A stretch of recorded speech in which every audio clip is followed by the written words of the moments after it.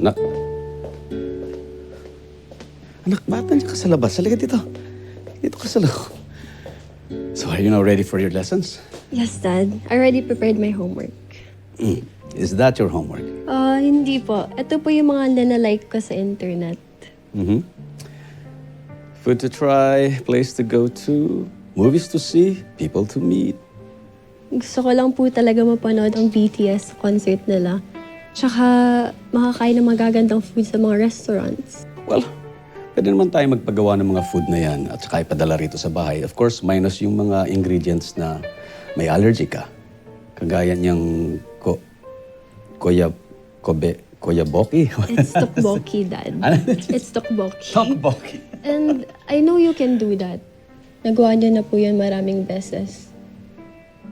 Pero hindi niyo naman po madadala ang beach dito sa room ko. Yeah, I get it. Yes, of course.